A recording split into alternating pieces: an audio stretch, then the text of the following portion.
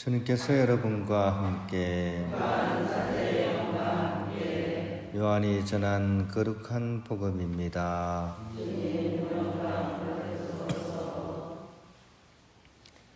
그때 예수님께서 제자들에게 말씀하셨다. 너희 마음이 산란해지는 일이 없도록 하여라. 하느님을 믿고 또 나를 믿으라. 내 아버지의 집에는 거처할 곳이 많다. 그렇지 않으면 내가 너희를 위하여 자리를 마련하러 간다고 말하겠느냐?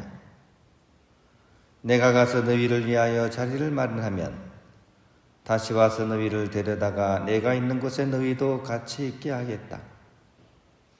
너희는 내가 어디로 가는지 그 길을 알고 있다. 그러자 토마스가 예수님께 말하였다. 주님, 저희는 주님께서 어디로 가시는지 알지도 못하는데 어떻게 그 길을 알 수 있겠습니까? 예수님께서 그에게 말씀하셨다. 나는 길이요 진리요 생명이다. 나를 통하지 않고서는 아무도 아버지께 갈 수 없다. 주님의 말씀입니다.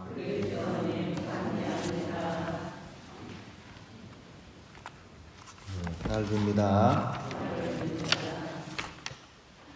살아가면서 이렇게 또 살아갈수록 중요한 것들이 있죠.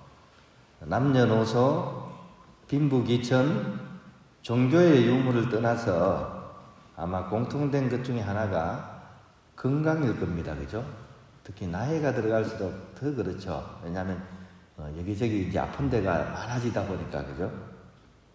근데 그토록 소중한 건강을 해치는 것들도 많죠. 여러 가지가 있는데 가장 일반적인 것들, 건강에 이게 참 해롭다 하는 게 있죠. 그게 술, 담배 있죠, 그죠?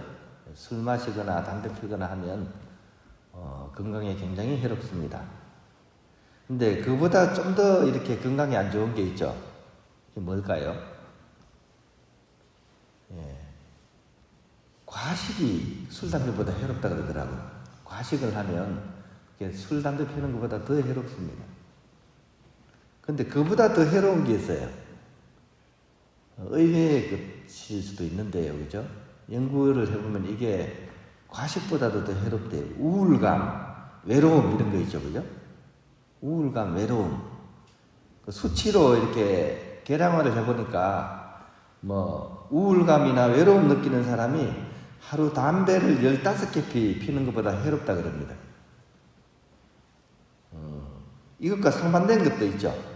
우울감이나 외로움과 상반된 것은 어떤 것들이 있습니까?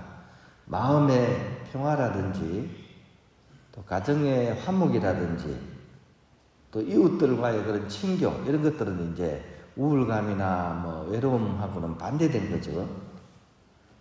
그런데 예전에 비해서 우리가 물질적으로는 굉장히 풍요로워졌죠, 그죠? 과거에 비해서, 그죠? 그런데 사실은 예전에 비해서 마음의 평화랄까, 또 가정의 화목, 이웃들과의 친교, 이런 것들은 옛날보다 더 이렇게 수치상으로 떨어집니다. 그 단적인 예로 자살률이 사실 매년마다 최고치입니다. 그죠? 작년보다는 올해가 자살률이 더 높고, 내년에는 올해보다 더 높을 겁니다. 그러니까 사실 우리가 지금 살아가는 세상이 물질적으로는 풍요하긴 한데 사실은 더 이렇게 어렵다고 할 수가 있습니다. 살아가기가.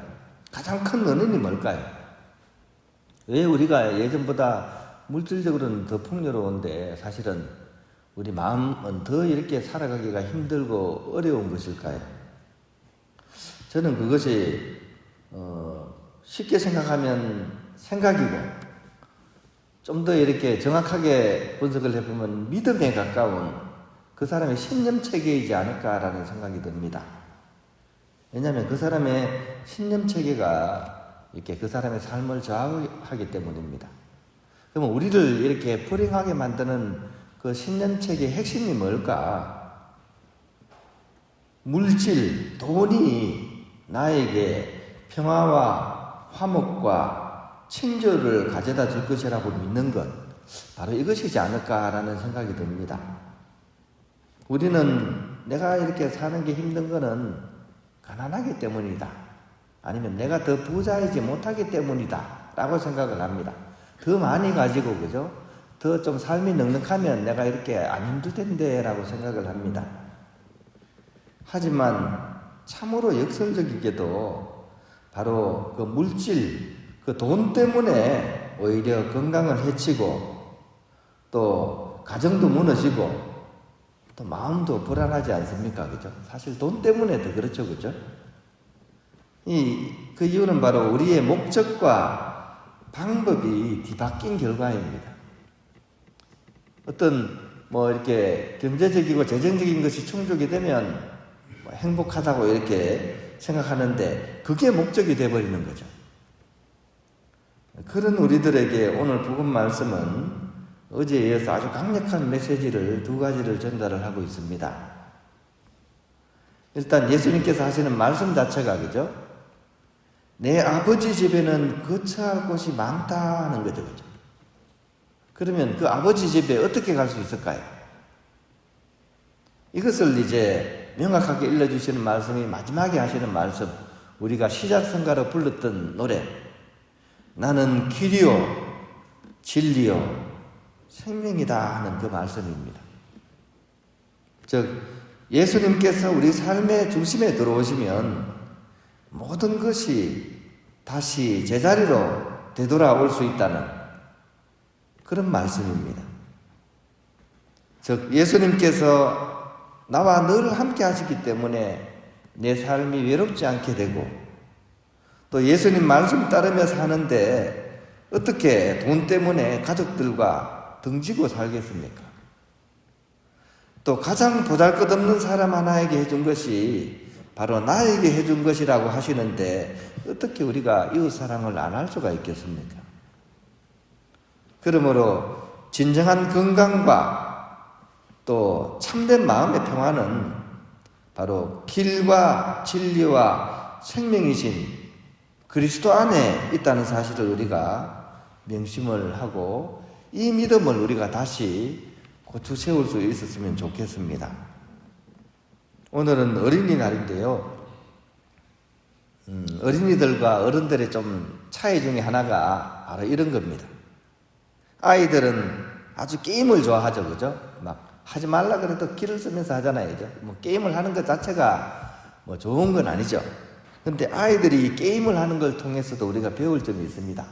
이게 뭐냐 하면 게임을 하다 보면 하다가 게임이 굉장히 어렵기 때문에 좀 하다가 이렇게 잘 안 되고 이렇게 흔히 하는 얘기로 게임이 끝날 수가 있어요. 그죠? 끝까지 가야 되는데 절반까지 갔다가 실력이 없으니까 떨어져요. 그러면 화면에 뭐가 나오냐? You fail 나옵니다. 너 실패했어. 어른들은 이걸 어떻게 해석해요? 그래 끝났구나. 아이고 끝장나버렸어. 아이들은 you fail 이라는 이 단어를 어떻게 이해하냐면 다시 한 판 하라는구나 이렇게 이해를 한다 그럽니다. 이것을 우리가 어린이들한테 배웠으면 좋겠습니다. 우리가 이렇게 살아가다 보면 그 본래 뜻을 잃어버리고 길과 진리와 생명이신 주님을 따르면서 살겠다는 이 마음도, 그죠? 여러 가지 어려움을 겪으면서 금세 이렇게 you failed 실패감을 느낄 수가 있습니다.